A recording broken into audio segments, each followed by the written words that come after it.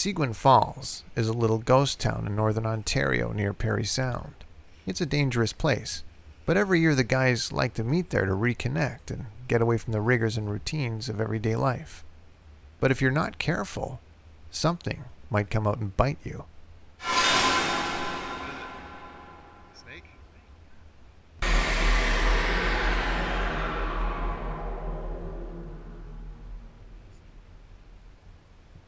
Now that was a close call Rudy had with that snake, but the fish in Upper Fry Lake are the ones who should take cover. Those golf balls are worse than the mortar shells used by the Viet Cong. And hey, with Upper Fry Lake as your target, it's always a hole-in-one.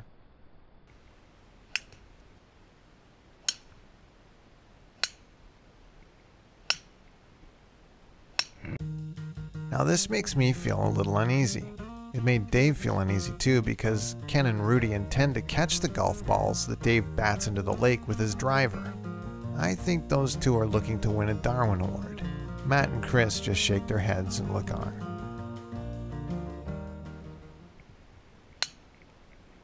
Now to his credit, Dave did his level best to hit the canoe.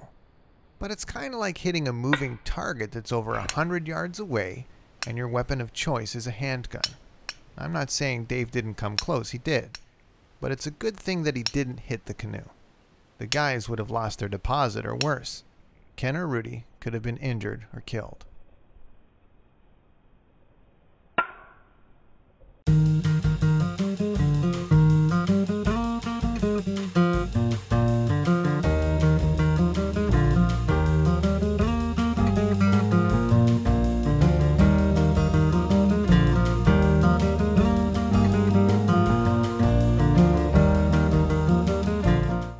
They lived to see another day and came back unscathed.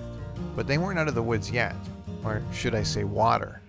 You see, the cottage they rent is adjacent to the waterfalls cottage. When people aren't there, the guys like to test their courage in the raging current and take unnecessary risks.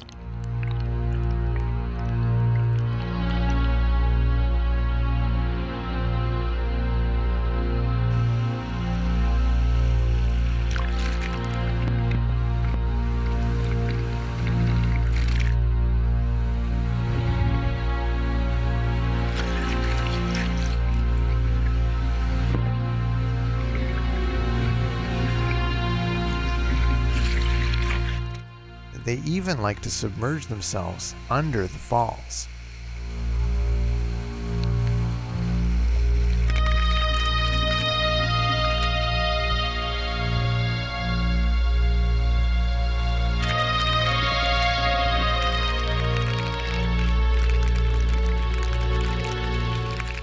I don't know why Rudy chickens out. Maybe it was his earlier encounter with the snake.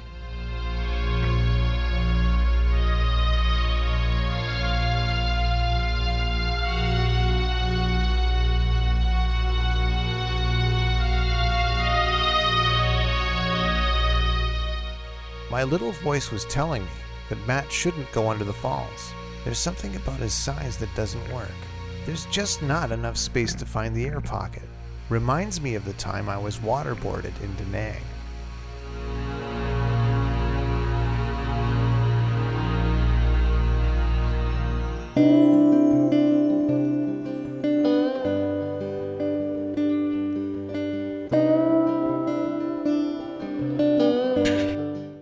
Now I know what you're thinking.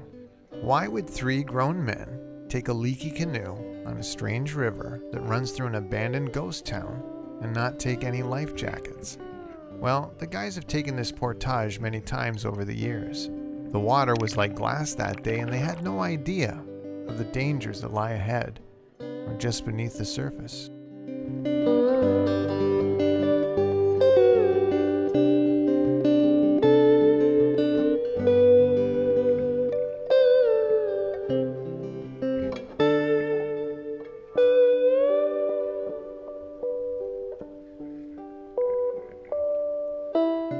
Rudy and Ken are both seasoned rowers. They actually won the infamous schoolboy regatta back in the 80s when I was still investigating in Hawaii.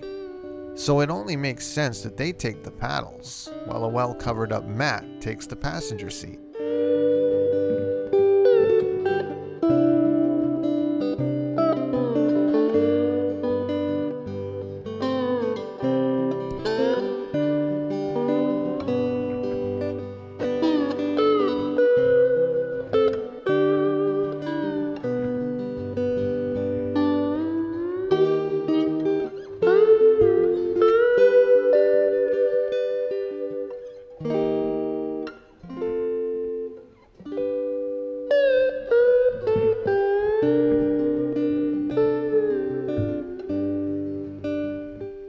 Well, you can't do a portage without portaging, and this is the guy's first obstacle.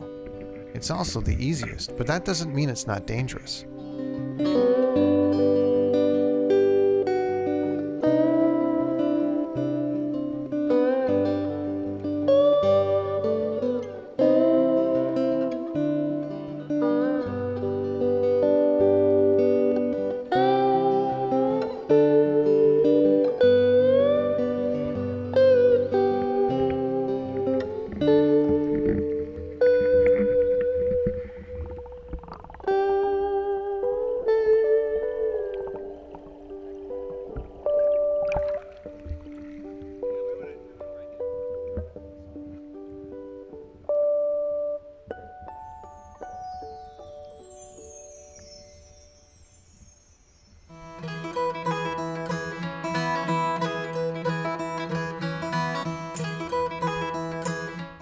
Right now, the guys are loving this adventure caught on film.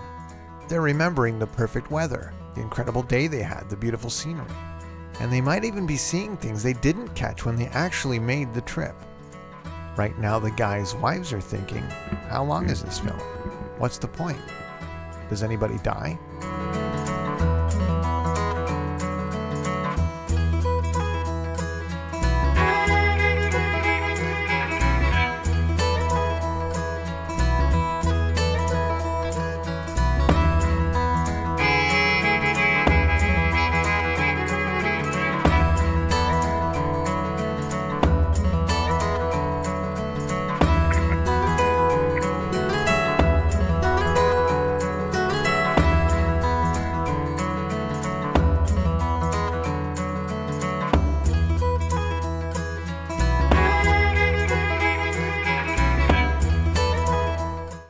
There's no denying that this is a beautiful trip, but it's fraught with obstacles and many dangers. So it's no surprise that the guys stop at their favorite rock on Lower Fry Lake for some relaxation and swimming.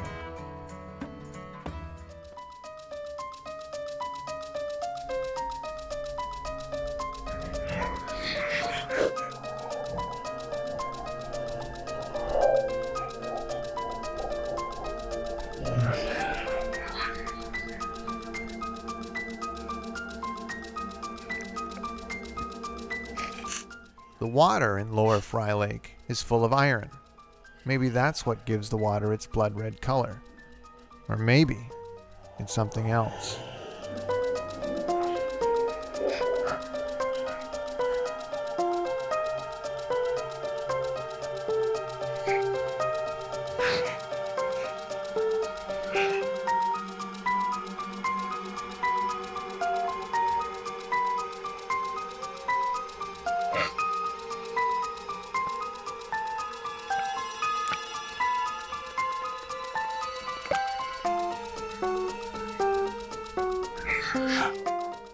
I was getting an uneasy feeling. I couldn't quite hear my little voice, but it doesn't take a genius to figure out that jumping off the high is dangerous. One misstep and you could fall onto the jagged rocks below.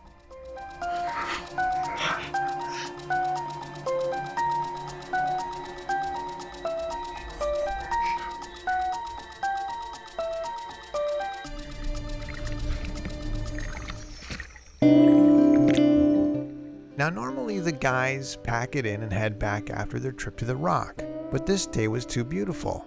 They couldn't turn back now. They knew the actual Seguin Falls waterfalls were just around the next bend, so they forged on, not thinking of the possible dangers that might be waiting.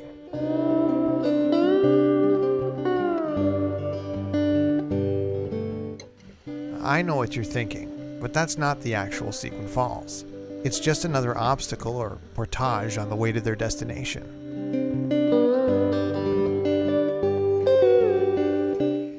Rudy was getting quite adept at finding wildlife ever since his encounter with the snake.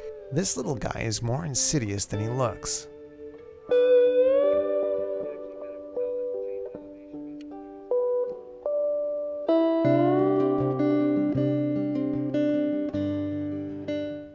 Don't let the glass-like water fool you.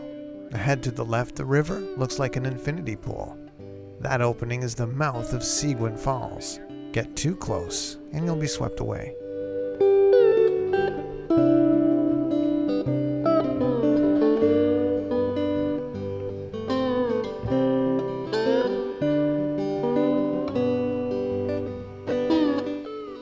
Seguin Falls aren't too grand from this vantage point, but make the treacherous hike down the granite banks and surrounding woods, and you'll gain some perspective.